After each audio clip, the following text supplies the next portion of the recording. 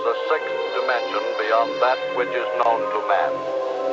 It is a dimension as vast as space and as timeless as infinity. It is the middle ground between light and shadow, and it lies between the pit of man's fears and the sunlight of his knowledge. Hey, and welcome back to the Telecom Zone. I'm Sonny Hunt. Glad to be back with you here again this week. Today, we're going to be looking at 5 tools that every technician should have for doing troubleshooting. And Joe, having the right tool, regardless of what job you're in, is really important. The last thing you want to do is be down in Texas, going to be doing some oil drilling. Probably not going to get you where you need to be. Or you don't want to be at the dentist's office and have him say, my drill's not working, but I got this handy DeWalt here, and we're going to, probably just not the right tool for the job. So obviously, as a technician, you want to make sure that when you're out, that you've got everything you need. Time is money. So being out on a job and not being able to complete the job by not having the right tool is not good. And obviously, having the right tool can save you, a lot of time on the job to help in regards to troubleshooting. So today we're going to take a look at 5 different tool sets that Joe's brought for us. So Joe, what would you like to start with today? Yeah, we're going to start with the VFL. But again, thanks for having me here today. Either you don't have a long list of people that you want to have on these interviews, or I'm just so that good. I mean, well, our ratings are up 200% since I've had you on. So very good. So we're great to have you with us again today. Awesome. All right. So we're going to look at the most, and what I consider the most basic tool for that you would have in your toolbox for the fiber testing and start up, turn up, or whatever you're going to be doing in the fiber world here. So it would be the VFL. And the VFL, it's a short for Visual Fault Locator. And what these are used for is for the continuity from point A to point B, to make sure that you have that connection from your point A to point B. And you've heard a lot of time referred to as red light. It's because this shoots a visible 650 nanometer wavelength that you can see. Is this a red light like we see the kids playing around with, and they're out in the backyard and they're shooting down planes with? Exactly. Although they're actually green. Oh, okay. But yes, that's exactly the same concept that you're going to be using as far as that goes. So they come in a wide variety. Well, not wide, but they come in a few different sizes. This is a handheld mini. They like call a pocket this version. A pocket version, exactly. This traditionally is considered a pen style. And then these both come in multiple power levels. 1 milliwatt, 10 milliwatt, 20 milliwatt, 30 milliwatt generally is where you kind of cut it off. So I guess based upon the distance of cable you're trying to get continuity from, you would choose the appropriate VFL? Correct. And that's exactly it. So obviously the shorter the lengths, you don't need as far of a power to get through. As you go in longer distance, and also if you're going through connectors where you may have some attenuation, you may want to have a higher level rating on your VFL. Keep in mind, though, that just because you're doubling the power doesn't mean it's going to be double the distance that you can shoot. Usually 1 milliwatt's good for about 5,000 to 7,000 kilometers. 10 milliwatt, you're maybe up in that from 7 to maybe 9 or 10 kilometers. But this particular wavelength is not really meant to be transmitting along fiber for shooting, for data transmission or anything like that. It's just a tool to say, hey, I got a break here, I have a bend here, I don't have continuity. And once you find out that you don't have continuity with these, that's where you bring in some of the other tools that I'm going to show that will try to help figure out what the problem is for that. So notice there's some warning lights on here. Is this something that I have to be careful with in regards to looking at the light source coming out the end? Or it is with any, whenever you're dealing with fiber optics, you never want to stare into a connector or a piece of fiber where there could be light radiation being emitted. It's just not a safe practice. You should always, understand that the power's on, the laser's on. Do not look directly into it, because you could damage your eye. All right. And then the last one we have here is a little bit bigger unit, and it's got an extra feature on it. This actually has a power meter built into it, and it also has a VFL. Not only does it have a VFL, but it's got 3 different power levels on it. So you can start like a 1 milliwatt, 10 milliwatt, and 20 milliwatt. So it's for it's like a 3-in-1 or 4-in-1 tool here that you can use. So it's a little more than the basic VFLs. But so it would allow you to connect or test for continuity, allow you to see if there's any leakage around the connectors, and then at the same time, if you needed to do a power measurement, you have that all in one tool. Correct. So Joe, if a VFL is typically the first line of defense, what would a technician use this VFL for? Well, again, this is used for finding continuity, to make sure that you have light transmission from point A to point B. So if you had two sides of a patch panel, you're showing down one side of the patch panel on the far end, you basically can see which fiber you're currently working with. Correct. Because you could, in theory, have your lines crossed, where you're trying to test A to B on that side, and B on that side is switched and it's with another connector. So you want to be able to find where that light's emanating from this side. So certainly in troubleshooting, that's one aspect of just identifying, making sure that you have the right cable you're working on. I guess the second is from a defect in the cable, how does the VFL help you in that regard? So if you don't have continuity from A to B, i.e. there's a break or a bend or a connector patch panel mid-span that's disconnected, the light won't reach to that end. So that's where you would say, all right, I put it on this end. Do we have continuity? Do we have light at the other end? Yes or no? And if not, then there's other tools that you would go. Right. So somewhere between those two connectors, there's some sort of major problem. Yes. Great. Well, that certainly looks like a handy tool for every technician to have. So please check out our website if you would like to learn more, find out the pricing that we have on these items. And we look forward to talking to you about those. If you have any questions, please give us a call in. And we're going to take a quick break, and we're going to take a look at the next level of tools. All right, so we've looked at our first line of defense, which is a visual fault locator, or a VFL. The next item we're going to take a look at is called a fiber identifier. And when you're working with fiber, there's generally two terms that we hear a lot about. One is dark fiber and one is lit fiber. Testing and working with dark fiber is a little easier than working with lit fiber. So a lot of things you have to be careful about when you're working around lit fiber.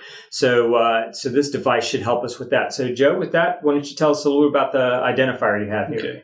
So this is a basic sometimes they call them traffic identifiers, optical fiber identifiers, and this has a few different features on it that allow you to use in your testing for fiber. So the main usage of this is to find out if we have traffic, meaning if it's live or not, or dark, like you said, what direction that traffic is flowing. And there's a couple of the features on here. And also this one has a relative power meter reading that you can take. It'll tell you how much power is on the fiber. And basically how this is used, now there's what they call dies. And they slide off like this. There's 4 different dies for the typical fibers that you're going to encounter. You got a 3mm fiber, 2mm fiber, 250 micron fiber, and 900 micron fiber. And that's generally what you're going to see in the boxes, the splice trays and stuff that you're testing in the fiber network. And it also, this is a sun guard that you have. So we're going to take here our 3mm die, and we're going to slide it on here.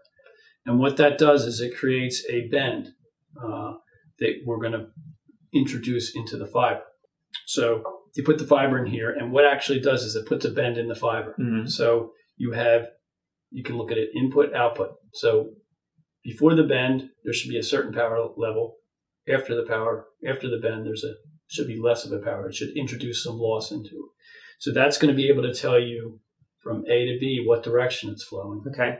And also, if there's no traffic on this, if it's a dark fiber, you're going to have no readings on the power meter level reading.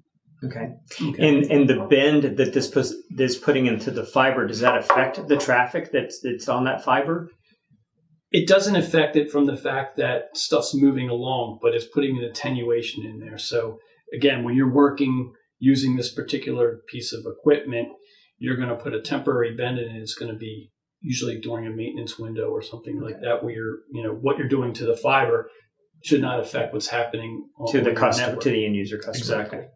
So, and then also there's they call this a sun shield, and believe it or not, ambient light from the sun, from lights and whatnot, will give you certain readings, false readings. So you put that on there to kind of to get rid of that extra light. One other feature that is pretty interesting, or actually a positive on this particular piece of equipment, is there is a frequency. There's a 270 hertz, 1K hertz, and 2K hertz that this will detect. So if once you can use a light source that can inject that frequency onto your fiber. So say you have two fibers, they're both live, and you have a technician at one end, and he's saying, "Hey, test the blue one," and somehow it got switched around. He can say, "Hey, I'm going to put a 1K tone on that," and he will go through, put the 1K tone, and if you're on the right fiber, it's going to pick that up. So it kind of helps eliminate. You don't want to cut anything if you're going to have to do a repair on the wrong fiber. Okay. That's the main thing. So I'm assuming that tone that it generates must be out of band, or is it what frequency? It's actually it's almost like a modulation of the light. Okay. So it's not going to affect anything. It's just something that it's going to throw on there, and it's going to ride along as a modulation. Okay.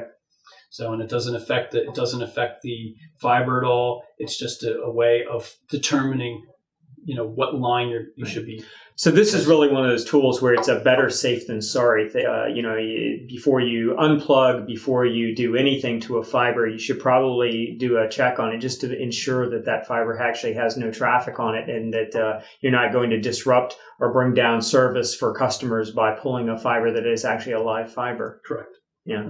So again, a very valuable tool for every technician to have before you do any work. If you're unfamiliar with the network that you're testing, or if you've been brought out because there's an emergency, you certainly want to make sure that you're working on the right fiber. So this device obviously will save you a lot of time and money.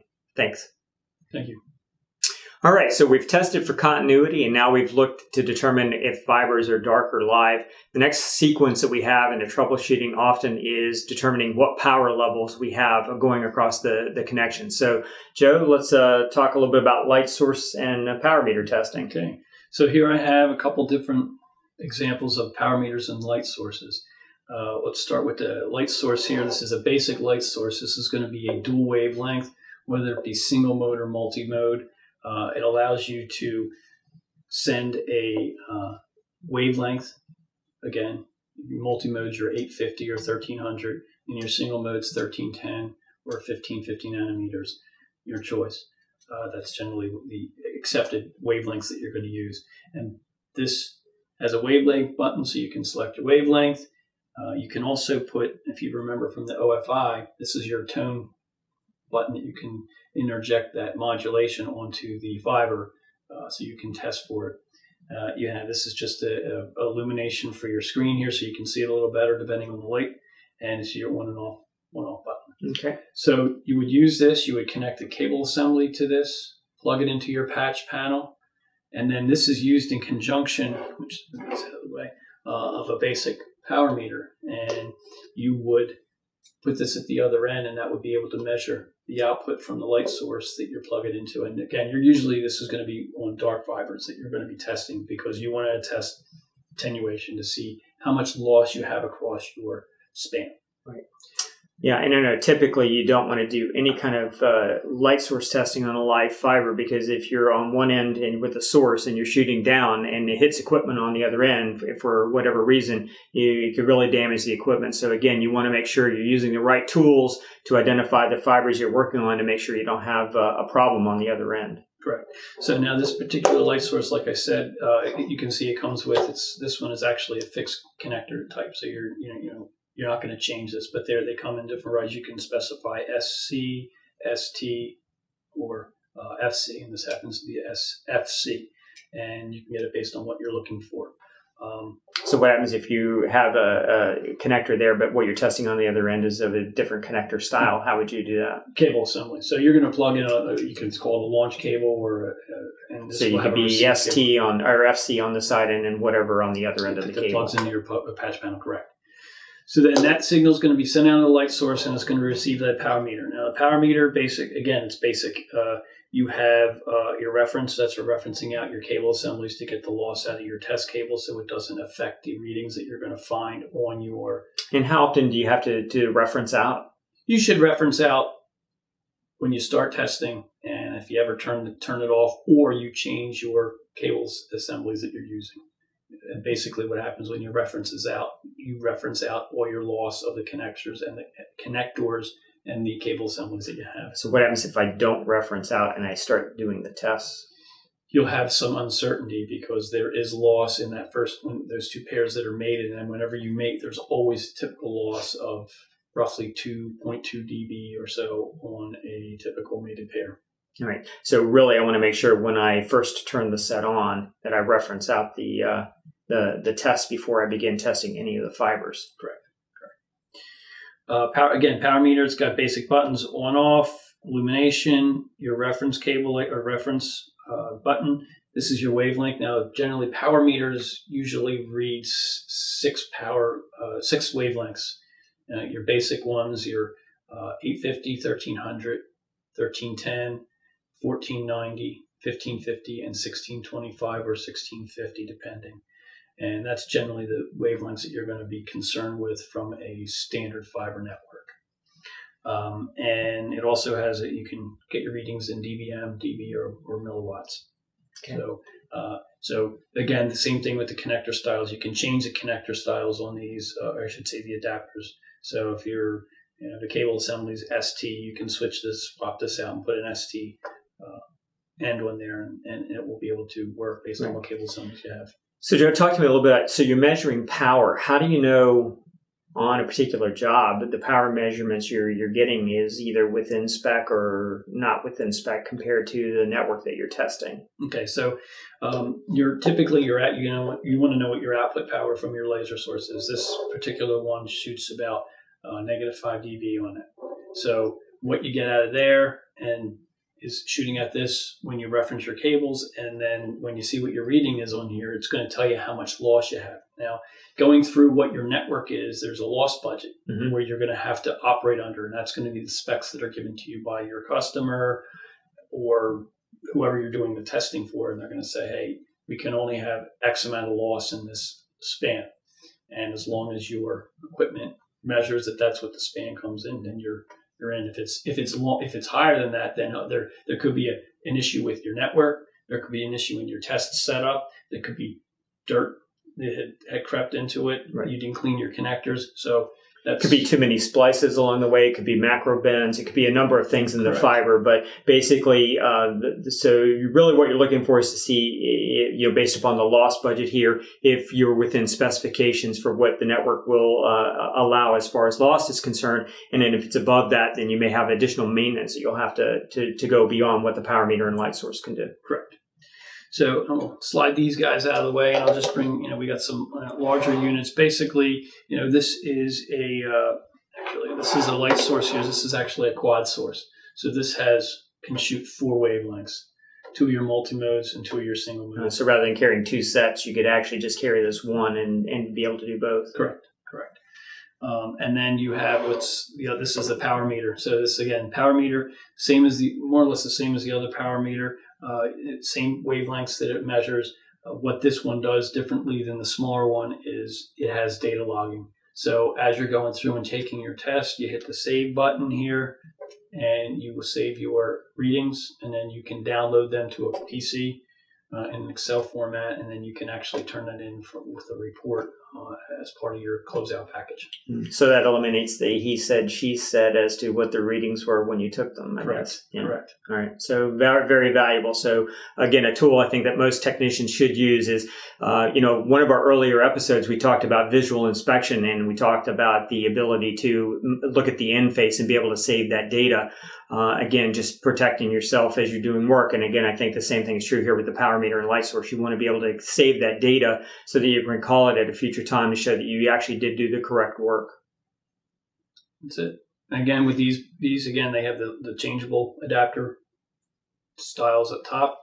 So again, whatever your cable assemblies as far as you're testing your patch panels. If you have a difference of cable assemblies at your disposal, you can swap out the adapters, and that way you'll still be able to test. Okay, great. So again, this is a great tool in a kind of the first line of defense. We looked at the VFL, we looked at the OFI, and now the power meter. Certainly there's one of the things we're not going to touch on today is an OTDR, but when we talk about, finding faults beyond this, then you're probably looking at that device as well. But again, from a price standpoint, I think you'll find that these items are all something that every technician could afford, so they're not tens of thousands of dollars. So again, Joe, thanks for showing us the power meter and light source, and let's move on to the next item that you have for us here, which is going to be the video inspection scope.